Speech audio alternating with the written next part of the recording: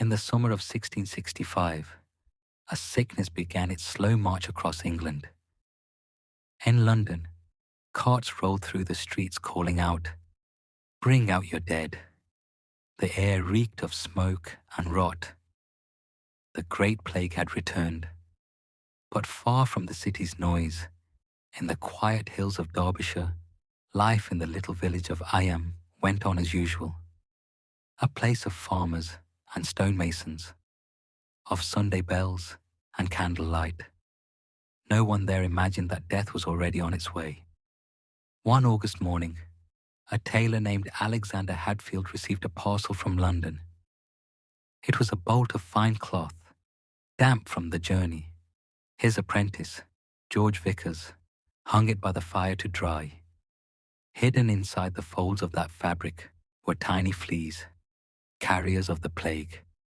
Within a week, George fell ill. Fever, blackened sores, and bleeding. Before the month ended, he was dead, and within a few more days, others followed. The people of Eyam had heard stories of the plague, but they believed it would never reach their valley. Now, they saw it in their neighbors' faces. Families locked themselves indoors, praying for mercy. Some fled into the hills, desperate to escape. But the vicar of the parish, William Mompesson, believed that fleeing would spread the disease beyond their borders. He stood before his frightened congregation and spoke with trembling voice. He asked them to make a choice that would defy human instinct. To stay, to turn their village into a living tomb. And somehow they agreed. Eyam would not flee. It would face the plague together. At the edge of the village, the people placed boundary stones to mark the borders of their world. Each one carved with the same message. No entry, no exit. They built small holes in the stones and filled them with vinegar, believing the acid would cleanse the silver coins they left behind. Outsiders could bring food and medicine to those stones, but they could never cross them.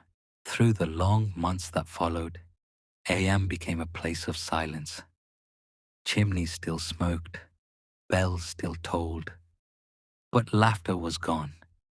In one house, 9 members of the Thorpe family died within weeks. In another, a mother held her child until both fell still. Graves filled faster than they could be dug.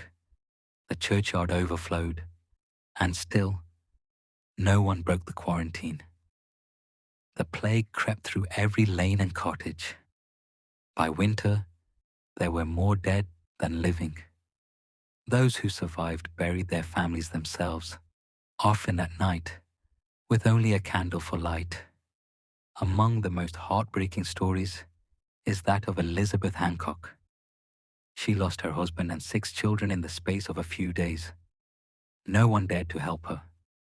Alone, she dug 7 graves in the field near her home. Each morning, she carried another body to the earth. Each night, she whispered the same prayer. If one must survive, let it be me. To remember them. When the plague was over, she was the only one left alive in her family. The field where she buried them still exists today. It is called the Riley Graves. As months turned to seasons, the villagers found new ways to endure. They held church services in open air, so the wind could carry infection away. Families sang hymns from doorways instead of pews. The sound of prayer drifted over the hills like smoke. By the following spring, the village had become a shadow of itself. Children wandered empty streets, calling names that would never answer. Doors stood open to houses no one would ever enter again. Even the birds seemed to avoid the place. And still, they waited. They waited for the sickness to burn itself out. Then, one by one, it did. By late autumn of 1666, more than 260 villagers were gone. Only 100 or so remained, but the surrounding towns of Sheffield and Bakewell, where thousands might have perished, were untouched. Eyam's sacrifice had worked.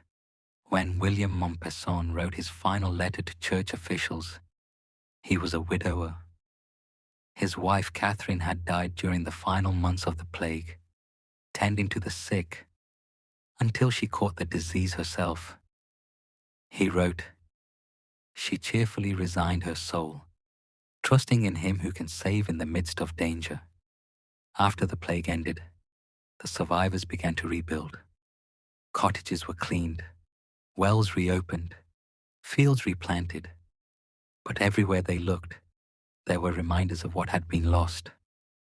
Children's shoes in doorways, empty beds, the faint smell of vinegar in the stones. Over the years, visitors came to see the village that had saved others by destroying itself. Some came in awe, some came out of guilt. All left changed. Historians now know that the plague of Eyam was carried by fleas on rats, and that quarantine was the only thing that could have slowed its spread. But the villagers of 1665 didn't have science. They had faith, courage, and one another.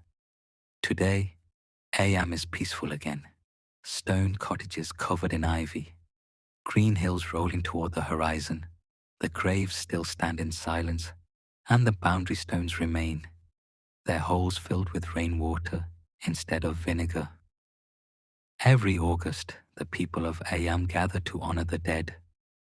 They light candles, they read names aloud, and they ring the church bell 260 times.